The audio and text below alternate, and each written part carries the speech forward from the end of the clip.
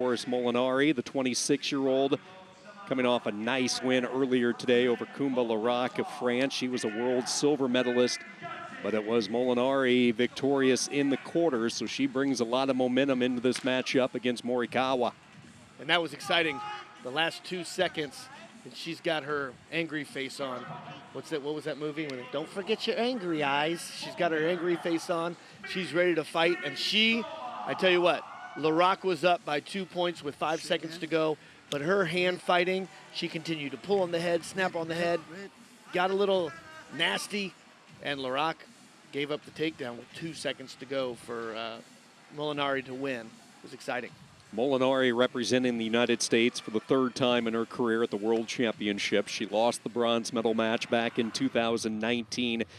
It was a tough ending, 5-5 criteria, 2 straight 5th place finishes. And if that look says anything, as she continues to stare, she has a different plan here in 21. Very intense. Forrest Molinari has great offense. I think sometimes she needs to go onto that offense earlier because she waited to the last 5 seconds in the semifinals and she was able to score. She does set up a lot of position with good hand fighting, with good thumb blocking and pushing and pulling. Squeezes a lot. And I think in order for her to get to the leg attacks, she can pull and squeeze and then release her pressure in order to get to the legs. But watching the Japanese women, they don't feel in danger because their motion is so good. And you just saw that from Morikawa as she broke the tie and then went into the attacks. Nice head-hands defense by Molinari. Morikawa kind of looks like a boxer. She has both of her hands taped up.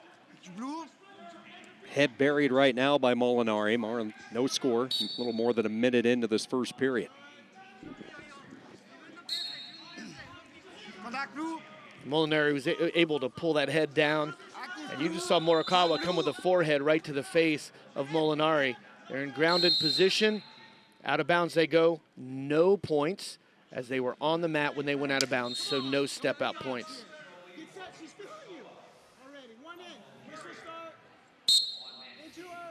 Approaching the halfway point. No score yet. Semifinal here at 65 kilos, and a quick whistle comes in after the restart of action, and it looks like they're going to warn the American, verbal warning. Next time she will go up onto the activity clock. 2 3-minute periods in international wrestling. Both the United States and Japan, each with 3 semifinalists. First time tonight they have went head-to-head. Here's a shot, low shot by Morikawa. Plenty of room to work, and she snatches up the 2 and grabs the opening lead. Beautiful position with that single. She pushed in, and then ran the pipe, as we like to call it, and took Molinari down to her bottom. Was able to change her direction really well, and right into that bent knee time where, you know, that can put a lot of pressure on the lower back of Molinari. Yeah, bent knee on the lower half, working that cross face up above. That's a lot of torque, and the referee will jump in and stop it. So Morikawa with the 2-0 lead. Now with under a minute to go here, we probably will not see, I would be surprised if we see a second passivity, but burying her head is Molinari, and if she continues to bury her head, they will put her on the clock, which could be an extra point for Morikawa.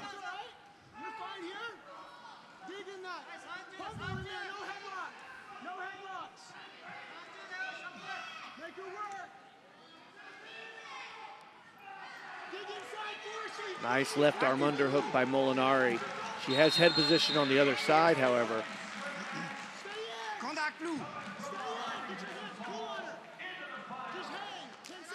Moldova with another fall when they were trailing in the other mat.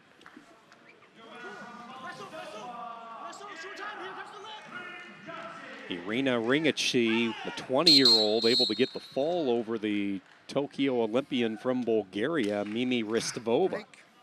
So back-to-back falls for Moldova here in the semifinals as period 1 comes to an end, and Japan in a low-scoring bout leading 2-0. Yeah, Ringachi was down 8-4. Looks like Ristova of Bulgaria is hurt. But once again, Only takes a moment. In this match, Morikawa with the one really nice shot, and the rest of the time has been spent hand fighting. Molinari wrestled at King University in Tennessee, where she won a national championship, part of the Iowa Hawkeye Wrestling Club back at the United States. It's talked about at different points, maybe making a transition to MMA after wrestling in the 2024 Paris Games. Maybe some boxing and jiu-jitsu on the side, but clearly she has some goals that she wants to accomplish before the next Olympics in Paris. 100%. She followed Coach Mark Perry down to Arizona from the Hawkeye Wrestling Club. So she's made a little change, and they do some MMA down there as well. So she's got heavy hands. She'd be a very good MMA fighter. Let's see if she can score 2 here on the edge. Trying to drag her back in, switches to the double, and she will get the 1 on the step out as tumbling out of bounds goes the Japanese wrestlers. So the American on the board for the first time. Right, and Coach Perry saying, hey, she's tired now, let's pick it up. Let's see if her hand fighting is working its magic like it did in the last match, when at the end of the match, she was able to tire out her opponent and get to that leg attack. Now a submarine shot way down by the ankle launched Morikawa. What's Morikawa need to do to try to finish this? She needs to post her left hand and pop her head up there. You know, you never want your head lower than your hindquarters. You want to get your posture up and get your head up. And, you know, heavy hips by Molinari keeping Morikawa's head down.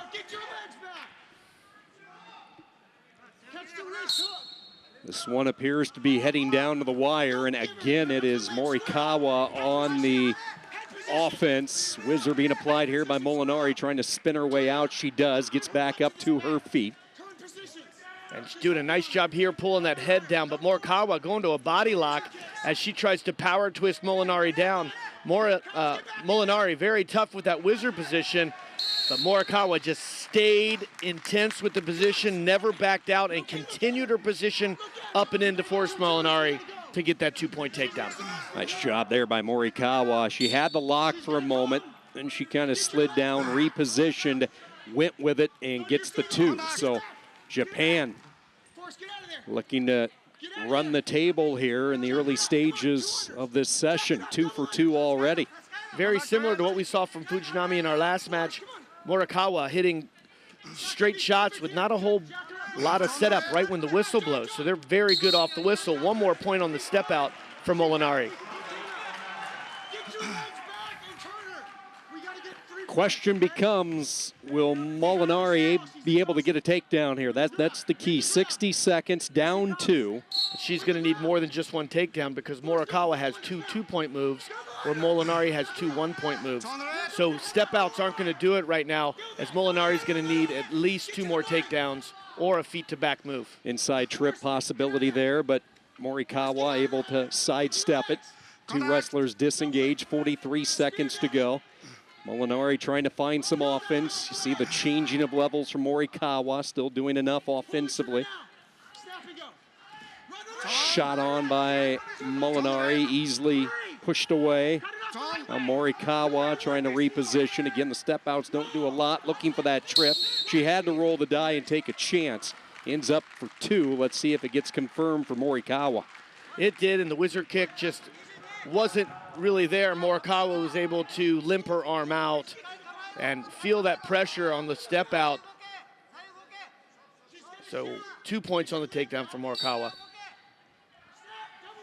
Meanwhile, Morikawa with a 6-2 lead, her largest of the bout. Time running down, 14 seconds and counting. Morikawa knowing that the only way that Molinari's going to win is with a 4, so she grounds herself down to the ground, and the only thing she would have given up there was a 2-point move. That was really smart tactics by the Japanese wrestler Morikawa. The 2019 Junior World Champion keeps Japan perfect.